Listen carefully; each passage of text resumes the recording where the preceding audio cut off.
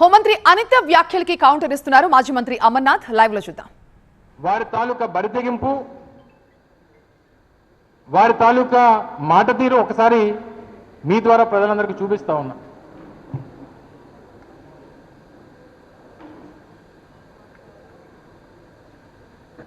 మొన్న పేర్లు ఎందుకులేండి, మొన్న ఎవడో మాట్లాడుతున్నా ఏంటి పాయకరావుపేట అంతా వాళ్ళ ఇంటికి వెళ్తే, హోంమంత్రి ఇంటికి వెళ్తే ఏంటి 15 లక్షల ఉద్యోగాలు.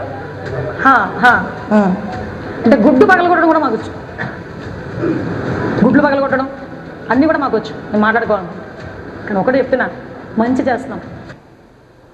నేను మాట్లాడు ఇది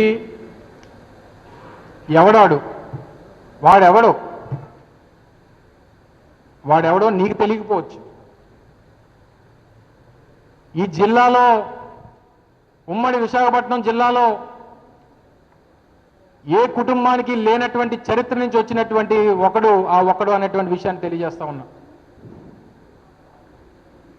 1976 నుంచి ఈ జిల్లాలో రాజకీయం చేస్తున్నటువంటి కుటుంబం నుంచి వచ్చినటువంటి ఒకడు అనేటువంటి విషయాన్ని తెలియజేస్తా ఉన్నా. మూడు తరాల రాజకీయ చరిత్ర కలిగినటువంటి కుటుంబం నుంచి వచ్చినటువంటి వ్యక్తి గుడివాడ అమర్నాథ్ ఒక్కడు అనేటువంటి విషయాన్ని ఈ సందర్భంగా తెలియజేస్తా ఉన్నా. 3 తరాల రాజకీయ కుటుంబం నుంచి ఉమ్మడి విశాఖపట్నం జిల్లాలో అనేక ప్రాంతాల్లో అభివృద్ధికి బాటలు వేసినటువంటి కుటుంబం నుంచి వచ్చినటువంటి ఆ వ్యక్తి గురించి, గతంలో మంత్రిగా పనిచేసినటువంటి వ్యక్తి గురించి, ఒక బాధ్యతాయుతమైనటువంటి పదవిలో ఉన్నటువంటి ఒక వ్యక్తి మాట్లాడేటువంటి మాటలా ఇవి అనేటువంటిది ఈ సందర్భంగా మీ ద్వారా ప్రజలను అడుగుతా ఉన్నా. ఈ మాటలకి ప్రతిస్పందనే నా తాలూకా ప్రసంగం అనేటువంటి విషయాన్ని కూడా ఈ సందర్భంగా తెలియజేస్తా ఉన్నా. ఇది ఒకటే కాదు, గతంలో ఈ వ్యక్తి మాట్లాడినటువంటి మాటలు ఒకసారి నేను అడగను, మిమ్మల్ని అడుగుతా, మీరే సమాధానం చెప్పండి. మహిళా సోదరీమణులు ఉన్నారు, సీనియర్ రిపోర్టర్స్ ఉన్నారు.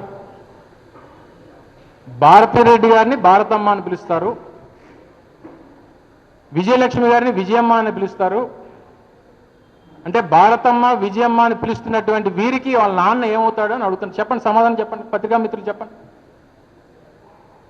చెప్పమ్మా ఏవిఎన్ రామకృష్ణ చెప్పండి. అడుగుతున్నాను చెప్పండి. అంటే నేను మిమ్మల్ని ఏమనట్లా, దానికి అర్థం ఏంటో చెప్పండి అని అడుగుతున్నా. ఈ మాటలకి ఏ రోజున క్షమాపణ చెప్పింది ఆవిడ?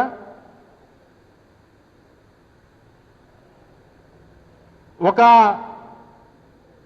రాజకీయ నేపథ్యం ఉన్నటువంటి కుటుంబం, ఒక ముఖ్యమంత్రి భార్య గురించి, ఒక మాజీ ముఖ్యమంత్రి భార్య గురించి,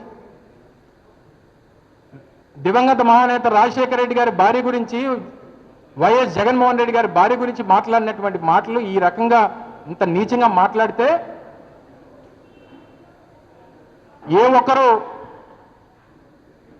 తెలుగుదేశం పార్టీలో ఈరోజు మాట్లాడుతున్నటువంటి సోకాల్ నాయకులు, సోకాల్ మంత్రులు, మరి వారికి అప్పుడు మహిళా లోకం గుర్తు రాలేదా? మహిళల పట్ల చేసినటువంటి అనుచిత వ్యాఖ్యలు గుర్తు రాలేదా? ఈ చేసినటువంటి వ్యాఖ్యలకి వారిని ఏ రోజైనా సంజాయిషి అడిగారా?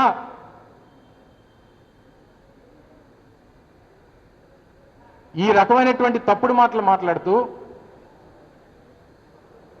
ఎవరన్నా ప్రశ్నిస్తే వారి మీద కేసులు పెడుతూ, సామాన్యమైనటువంటి ఒక సోషల్ మీడియా కార్యకర్తను తీసుకొని వెళ్ళి 30-40 పోలీస్ స్టేషన్లో కేసులు పెట్టి